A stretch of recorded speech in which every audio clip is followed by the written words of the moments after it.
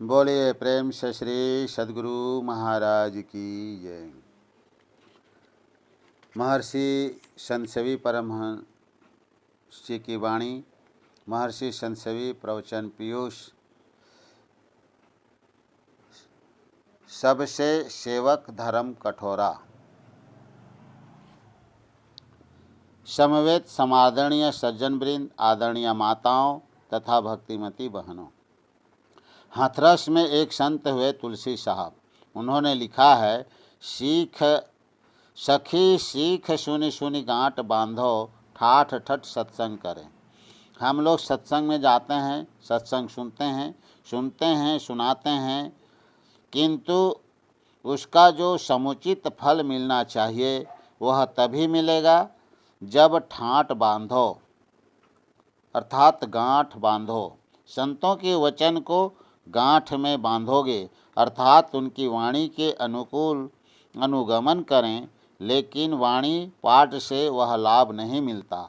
संतों का अनुकरण और अनुगमन होना चाहिए। अनुकरण बाहरी चीज़ है और अनुगमन आंतरिक। एक टोपी बेचने वाला था। अपनी गठरी में टोपियां लेकर घूम घूम कर बेचता था। एक बार वह चलते चलते थक गया और वृक्ष के नीचे गठरी रखकर लेट गया। उस जंगल में बहुत बंदर थे। एक बंदर उनके पास आया। उसके झोले को खोलकर उसने एक टोपी निकाली और जैसे बेचने वाले ने पहन रखी थी उसने भी पहन ली। दूसरा बंदर आया, उसने भी पहन ली।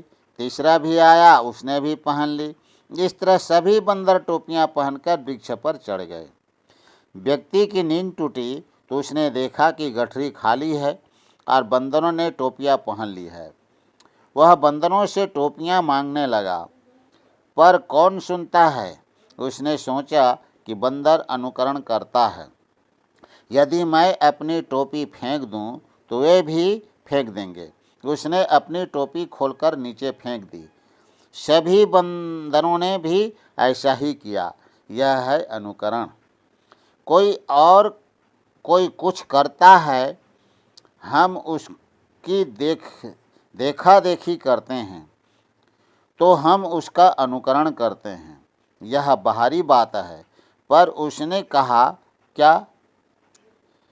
जब हम उसे अमल में लाते हैं, जीवन में उतारते हैं, तब यह है अनुगमन।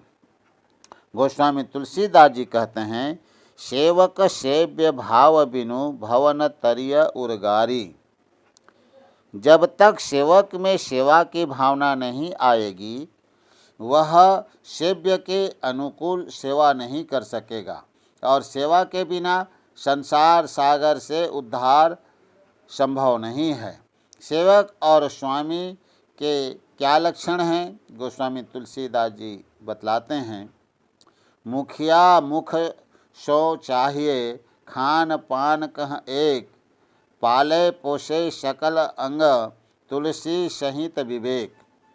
आँखें देखती है, कान सुनने का काम करते हैं, हाथ बहुत तरह के काम करते हैं, पैर चलते हैं, सभी अंग सेवा में जुटे रहते हैं, लेकिन भोजन मुँह में ही डालते हैं। मुँह सबका मुखिया है। अब क्या करता है? वह अपने पास नहीं रखता, भोजन के पेट में भेज देता है और पेट उसे पचाकर समूचे शरीर में जिसको जितना आवश्यकता है बांट देता है।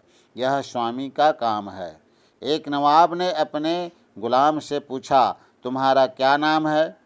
उसने उत्तर दिया, आप जिस नाम से पुकारें। नवाब ने पूछा, तुम क्या खाते हो? गुलाम, जो खिला दें।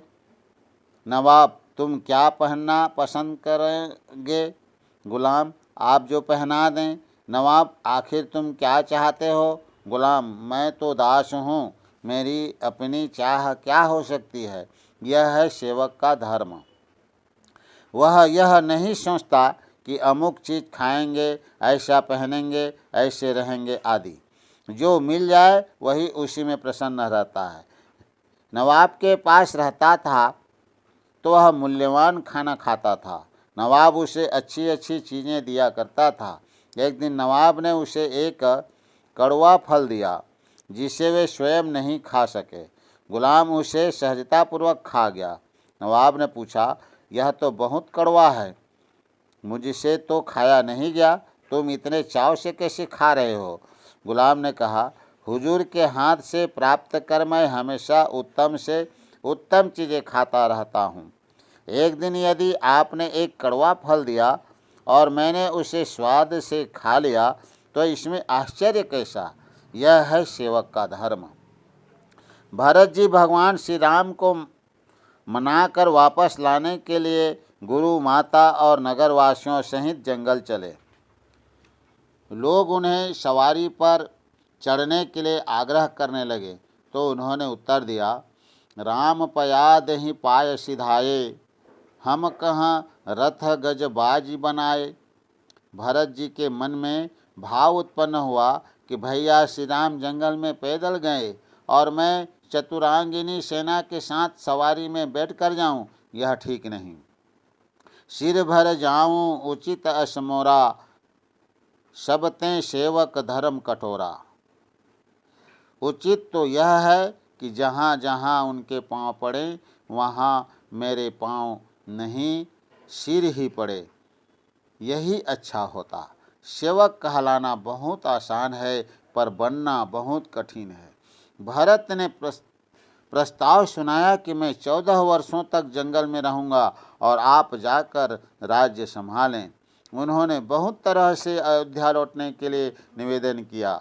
सवेरा हुआ तो मन में आया कि मैंने भैया को बहुत कष्ट दिया। उन्होंने जो कहा मुझे उसे स्वीकारना चाहिए, यही मेरा धर्म है। फिर उन्होंने भगवान से क्षमा मांगी। राम ने अपना खड़ाऊ भरत को दिया। भरत जी ने उस खड़ाऊ को राज्य सिंहासन पर रखकर एक सेवक की भांति राज्य संचालन किया। भरत का जन्म नहीं होता तो धर्म की धूरी को धारण करने वाला कौन होता? भरत जी ने एक सच्चे सेवक के आदर्श का प्रदर्शन किया।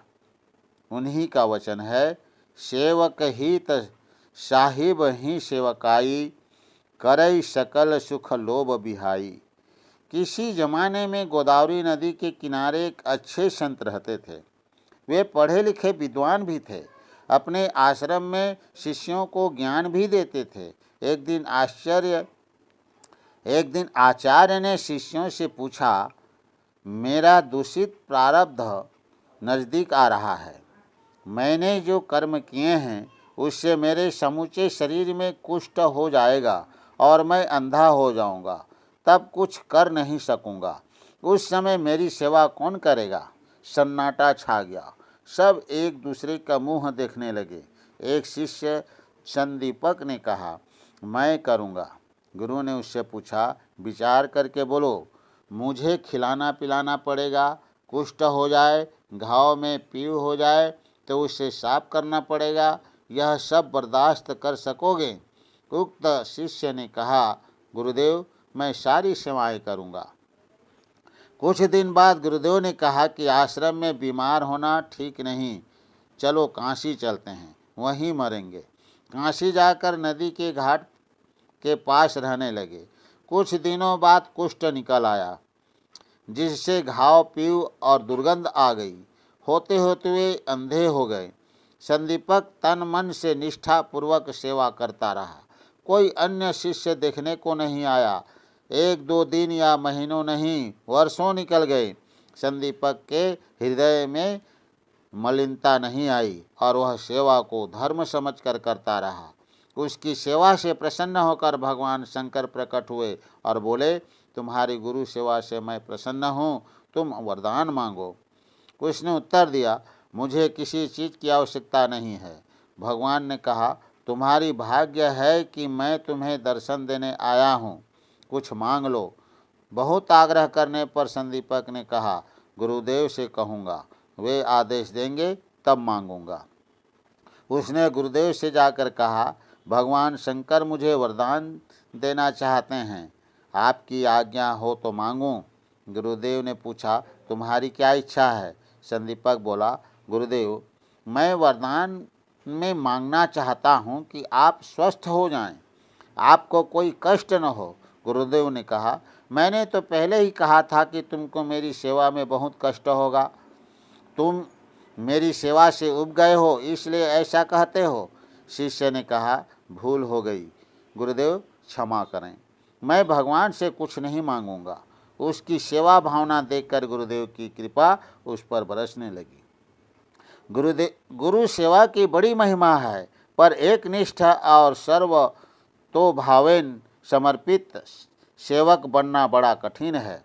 सेवक जब अपने सुखों का त्याग करता है तभी वह सेव्य को सुख पहुंचा सकता है। सेवक यदि अपना ही सुख देखेगा तो वह सच्ची सेवा नहीं कर सकेगा।